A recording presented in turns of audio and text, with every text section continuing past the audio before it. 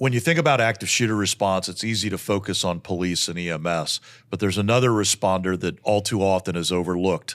And that's today's topic, the critical role of dispatch and 911 and how they can save your...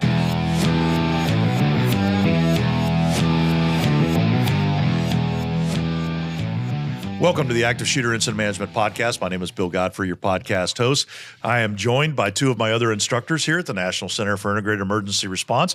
We have Sheriff Kevin Beary joining us back in the house again. Sheriff, good to have you back. Always good to be here, Bill. All right. And then we've got retired Assistant Police Chief Kevin Nichols. First time on the podcast. I am. Thank you guys for having me. Welcome. So today's topic is the critical role that dispatch and 911 plays.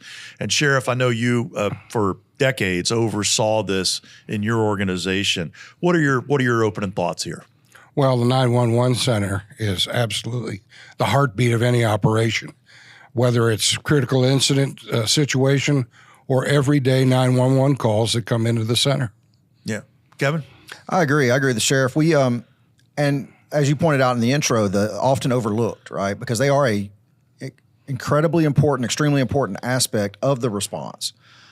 But a lot of times we don't think about them. They're just there for us, and they can really save you, but a lot of times they get overlooked. So when we talk about dispatch, I think, as you both mentioned, we tend to overlook them not only as part of the response and part of the team, but they're kind of the hub that holds this all together. You can have a lot of failures in a response, but if one of them is on the dispatch side, things are going to go sideways in a heartbeat. A good dispatcher can absolutely save you, but a bad dispatcher can also ruin you. So like you said, if you have that failure at that hub, if the middle of your response gets gummed up, it's going to cause you a lot of heartaches you don't need to have. It's also important for that dispatch supervisor to realize when it is time and she recognizes or he recognizes an incident, a critical incident is happening, and they can adjust the resources to keep things flowing smoothly. I think the other key element here that gets overlooked in terms of the management of these events is the value of dispatch as part of the intelligence hub of collecting information, organizing information. And I know that we talk about that a lot in the training that we provide, the exercises we do, and show people tips and tricks on how to do that integration. But how big a deal is that in real life when it gets overlooked? Kevin, what do you think? I think that we all know the perfect example is the Aurora nightclub shooting in Colorado. Their call volume for that 2 or 3 hour incident was 150% of what their normal 8-hour shift was. So they're going to get a lot of information coming in, and they're going to have access to information that we on the street or we on the scene aren't going to have. So having someone there that is competent and capable enough to go through that, know what's important, understand how it fits in with the response, and being able to get that information out to us in a timely manner is absolutely critical. And when that incident commander is on scene and his job is to get intel downrange, that incident commander needs to start thinking about putting somebody inside the 911 center and also embed somebody at tactical so that they can get all the information possible so they get the big picture of what's going on. Yeah, it's an interesting question and an interesting challenge for comm centers, I think, is how do you do your operational role as a dispatcher, communicating on the radio, taking the deluge of 911 calls. The information is being entered into the CAD system so fast, the screen is almost at a constant steady scroll. How exactly are you in the middle of all that? Are you supposed to stop and go through the notes and look for those little nuggets and the gems? And I think that's one of the leadership challenges that agency leadership needs to look at and talk to their comm center supervisors about, to say, all right, how are we going to get this done? Do we need to send an investigator here? Do we need to supplement the staff? Do we need, what are your thoughts on that? Well, you talked about supplementing the staff, and that was one of the things I was going to bring up is the idea of surge staffing in dispatch. If you have these critical incidents that we know are going to be a long-term event and it's going to be a huge response, active shooter traditionally brings a very large response. and we have all these other agencies and all these other units that we normally don't have to deal with, having the ability to call in help and have people come help you to handle all those tasks. Dispatchers that can run those tasks for you, I think, is important. I think the sheriff also talked about the staffing it from somebody from the intel section. Sheriff, but let me ask you this. You're a leader, agency leader. You got a budget that you're responsible for. It's not like you can just have an extra dispatcher sitting on hot standby that can walk in there within 60, 90 seconds of an event unfolding. How do you manage that as a leadership perspective? Well, most of the time you'll have a assistant supervisor or something like that at our dispatch, which was co-located with Orange County Fire. And they will pick up the call load, but you're also going to have to make some decisions. When it gets overloaded like that, the lower priority calls need to be set aside. They're going to have to wait because an active shooter is the top priority call. They're going to have to manage that call load. Yeah, interesting. All right, so we kind of jumped in and talked about dispatch as the hub, but let me take us a step back. Let's talk about how the thing starts. You got your first arriving officer on the scene. They're going to be the first one to give any kind of indication of what's going on. And it's kind of a two-way street here. We're looking for the officer to do an LCAN report, locations, conditions, actions, needs. But as we've seen all too often under stress, that goes right out the window. How critical is that first size-up report? I keep using the word incredibly important, but it is. All of these are important parts, and that LCAN report paints the picture for everybody else that's coming afterwards.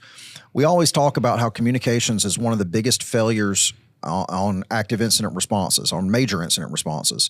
And a lot of times what you find is that it's not the equipment that's failing, it's the people who are failing. Either we're talking too much or we're not listening. And if we don't push out that LCAN, what's going to happen is every other unit responding to that scene is going to be calling in asking for it. Hey, what do you got? What do you got? What do you got?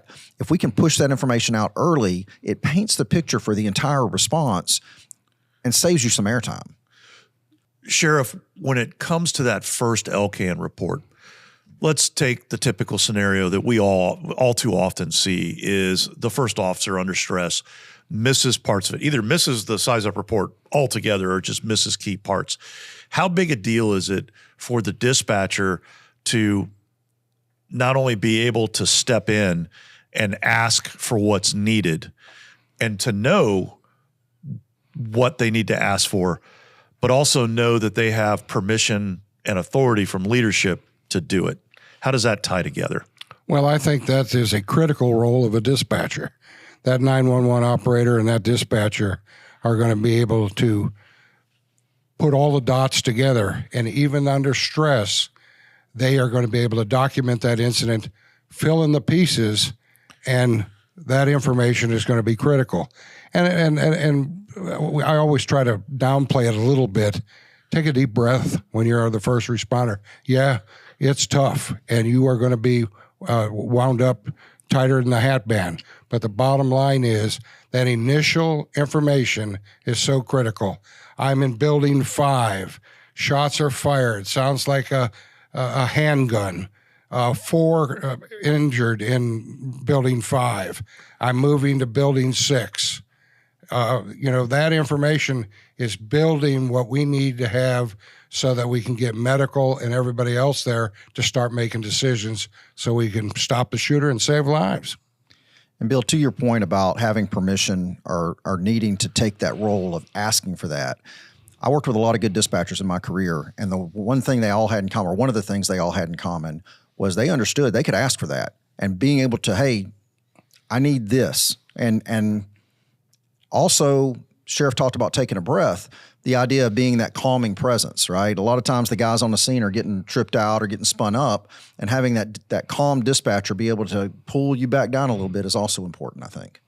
I always found it fascinating when I would goof something up, the many creative ways that dispatchers would find to tell me that I'd goofed something up over the radio without telling me that I'd goofed something up so that I could fix it. Is that your experience as well? They would find these delicate ways of reminding you that you forgot to do something you were supposed to do? Yeah, it's kind of like tiptoeing through the tulips. They did, and they also sometimes would tell me to make a phone call to the office, and I talked directly to the supervisor, said, just be careful. We've got it all captured, and stay calm, because they knew my Irish temper could get the best of me sometimes. No, not you. Kevin, how about you? Has that been your experience as well? So when I started my career, I started in dispatch, and I started with another dispatcher. She and I were hired at the same time. And after I promoted to first line supervisor, at the time it was corporal, and then we changed ranks to sergeant. When I was promoted to my first line supervisor position, I worked on the same shift she worked. So she was my dispatcher, and we had come up together, so I knew her pretty well.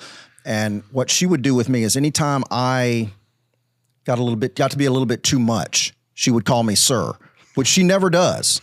So anytime I heard on the radio, "That's clear, sir," I knew, okay, you need to chill out, you need to calm down, and you're gonna have to make a phone call later and square that away. So, because she's gonna have something for me later.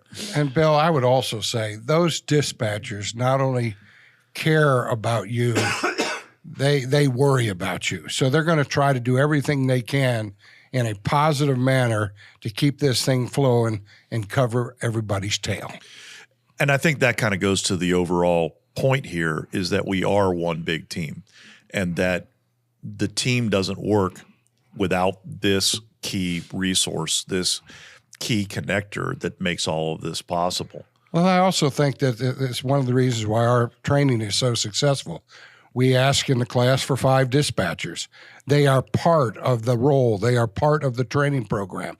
And if your dispatchers and 911 people are not part of the training in a exercise, then you're missing the boat.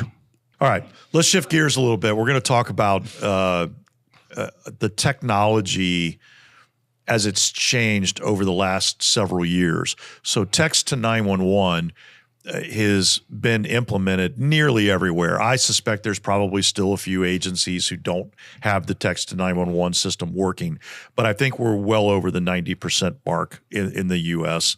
A lot of mandates and regulations about all that. What doors does that open for us in an active shooter event? So let's take a scenario where there's an attack at a school and you've got text to 911 capability.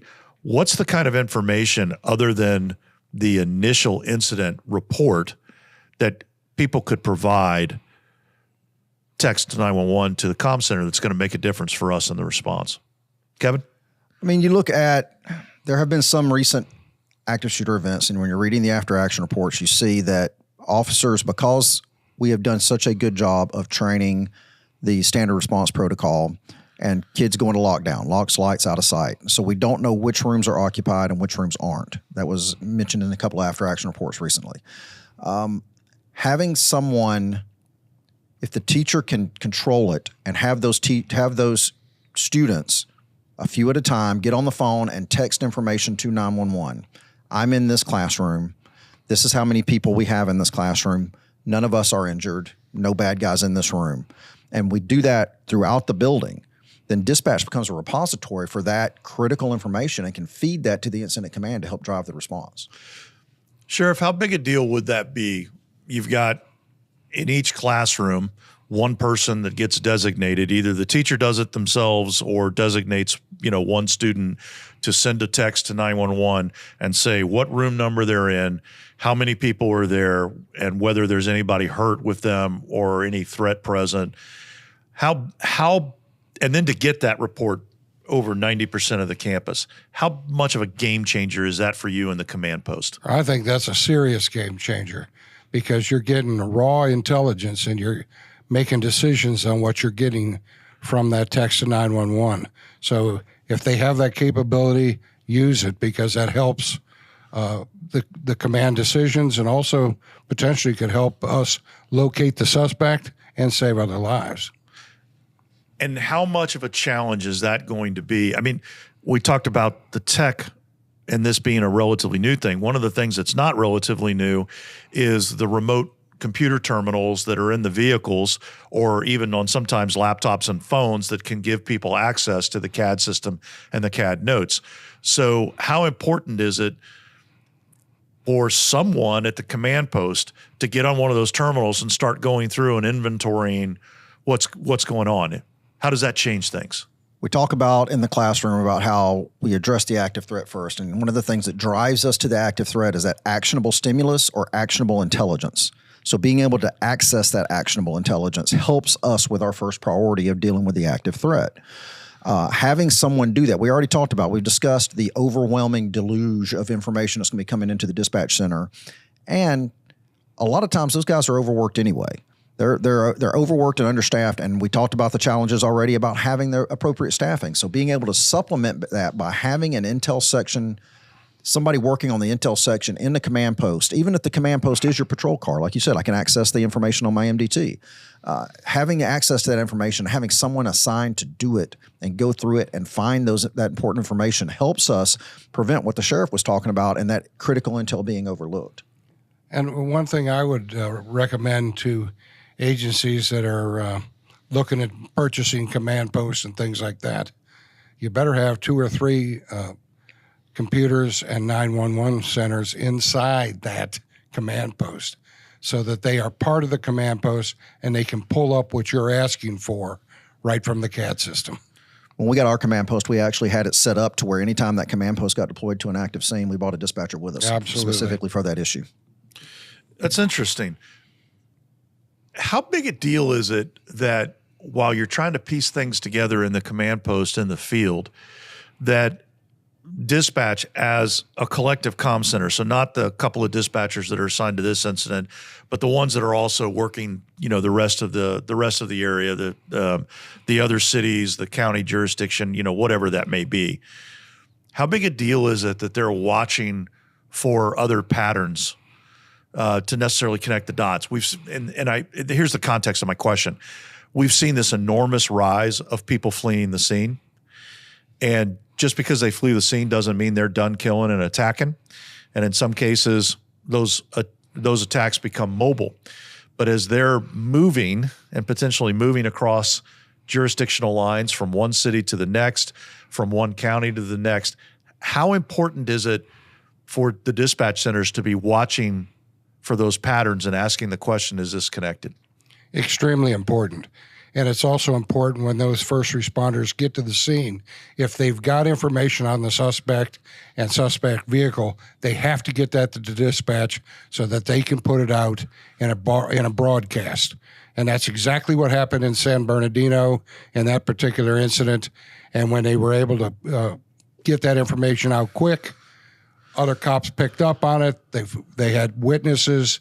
They had information of a possible location. They went to the location, and the suspects fled, and they took care of business. The other side of that, Bill, you kind of touched on it a little bit, is the affected dispatch center being able to reach out, whether that's by teletype or phone call or however that radio or however they do it, to the surrounding agencies to let them know this is what we've got, so that when those other agencies start getting suspicious person calls or matching description calls, things like this, that we can start piecing it together. The other side of that is what happened at Las Vegas, where you had injured people who were injured at the Route 91 Music Festival going to different casinos and then calling for ambulances. And you thought they at one point thought they had shooters at several different casinos where they didn't, and being able to vet that information and find out what's really actionable, what's really not. Yeah, the idea of the ghost calls or the echo calls, yes, as they've been so worded. So obviously, what we're talking about here is a very chaotic opening to a very critical incident.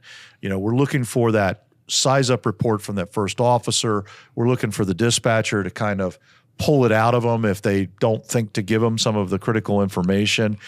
We're looking for the text to 911 information to start giving us a very quick picture of what's going on over the scene.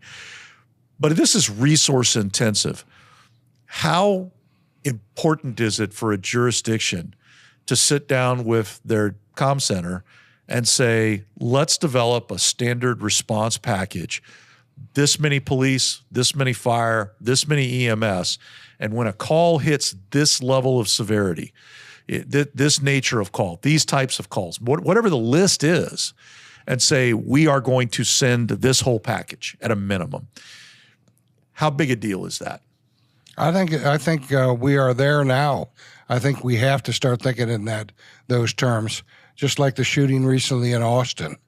You know, they had a pre-deployed rescue task force. That's thinking out of the box. That's being proactive.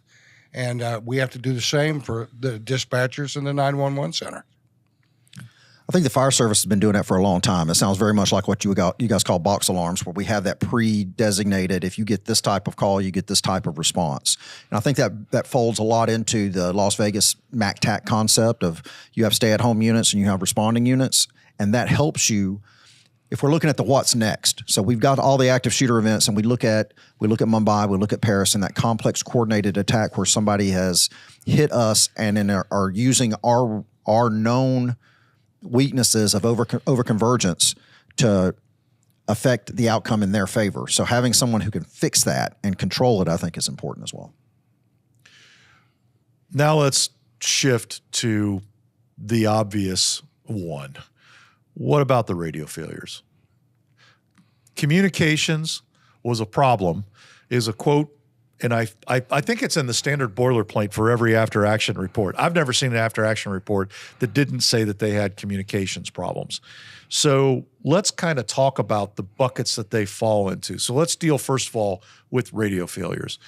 How common of an issue is it? How do you work around it? How do you deal with it? There was a recent report that I read on mass casualty incidents in the United States that said that the communications failure is always cited as one of the events in the after-action report, but radio failures, physical, mechanical failures of the radio only happen in 5% of the cases. That's only 5% of the call out. 80% is human failure. If we're not listening, we're talking over each other, we're not operating the radio, we're on the wrong channel. So it is a problem, absolutely, but it's not always the mechanical problem that we like to blame it on. And Sheriff, you've been around long enough that you've seen radio technology evolve just a little bit over time. And it used to be a real issue and a real gap in the past. You think that radio coverage, like Kevin said, equipment failures and radio coverage is the real issue that plagues us anymore? Well, I think Kevin said it. It's we get so wound up in what we're doing. We're trying to do our very best, and they're the radio. They're on the radio. They're covering each other. They're not listening. They're not getting a response to make sure that critical information was received. So that's where you got to train. You got to get better at it. We watch it. The first scenario is always pretty much a very interesting disaster, controlled chaos. But by about the third one, they're starting to pick up on the fact that they got to stay calm on the radio. Let's not bleed over on each other and walk on each other. And I think they get it. And I will also tell you that is why you also need, if you have critical incidents channels, you need to practice on those channels. If those channels are part of the mutual aid agencies, you need to involve them and practice, because that's going to make sure that everybody knows how to get on those channels, make sure that they're all encrypted properly and what have you. It's really interesting that he brings that up. I have seen more commonly than not that there are these shared channels across jurisdictions, and they are almost universally called something different in each agency's radio.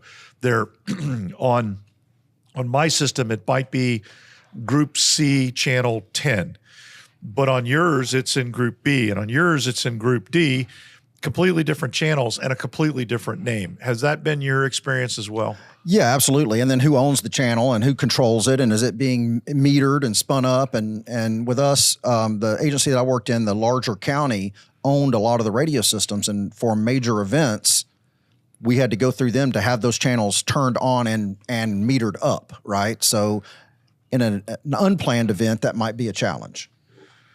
Yeah. And I want to circle back. You mentioned encryption keys. That's one I've seen happen at every single exercise where we're using their real physical radios and they're trying to exercise their channels. There's always well, wait a minute, what is that? Oh, that's not called mine. And then, one person who has the knowledge says, oh, that's on this group, this channel, it's called this. And then they get switched over and half of them find out that they can't hear or can't transmit. It turns out the encryption keys got changed and nobody did an update. Oh, absolutely. That happens, and that's why you have to practice and train. And you can't just do it one time, because sometimes those things go bad by themselves. That's technology. So you got to have the updates, and they got to be planned updates. We actually had that situation happen when we bought this training to my agency. And we decided we wanted to test our radios as part of it, and found out that our fire department radios were encrypted and our police department radios were not. So that's the interesting. fire department could hear us. We couldn't hear them. And having to figure out, number one, why is the fire department talking to me and I can't hear them? And then having to fix that in training before a live event was incredibly helpful to us. One of the other topics that often comes up with the radios and communications is, well, Agency A couldn't talk to Agency B. And 20 years ago, that was a legitimate issue. Nowadays, with technology and with the capability of patching, I have not in the last 10 years, 5 years even, but certainly 10, seen a comm center that didn't have the capability to solve those problems. What I have seen continue, though, is a lack of political will from Agency A to permit Agency B to have its encryption keys and to be able to be on their channels and share their channels and things like that. And my sense is, and I'm curious what the two of you think, my sense is that the ability to not talk to each other is not becoming, it's not a technology problem anymore. It is a human problem. It is a problem of people not doing what it takes to plan for these things ahead of time, agencies not cooperating with each other because of, whatever reason. What's your sense of that? Where do you think we are today in terms of interoperability between agencies? Is it a technology problem or is it a people problem? I think it's an ego problem. It is. It's a politics and ego problem, and it's a funding problem because, number one, you have to be able to play well in the sandbox together. So we have to like each other, and we don't necessarily have to like each other, but we are going to have to respond together. So we should get along well enough to professionally respond to calls. Number one. Number two, having the technology, which compared to when we started is amazing. Having the technology but not training on it is also incredibly a huge failure. If you know, as a leader, if you're aware, as you should be, that communication failure is a problem and is likely to be a problem in a major response in your area, and you don't do something to mitigate that beforehand, that's a failure of leadership. Well, I had to laugh. I love when you said egos, Kevin, because the bottom line is politics do get in the way. And today's day and time, if you don't learn to cooperate, that's the state police, that's the feds, that is local, that is sheriff's offices. Everybody needs to be on the same sheet of music. And like I say right there in my opening remarks, just about every time when I give a class with you, Kevin, or Tom Bellington, or anybody else, bottom line is, if you want to be the former chief of police, the former sheriff, or the former fire chief, keep playing your stupid games. You need to get in the real world and start putting all egos aside and getting the damn job done. One of the guys I used to work with a lot said, your ego is not your amigo. So just remembering that, right? So both of you kind of touched on this earlier, the importance of including dispatch anytime you're doing training. And obviously we very much include them in all the stuff that we do.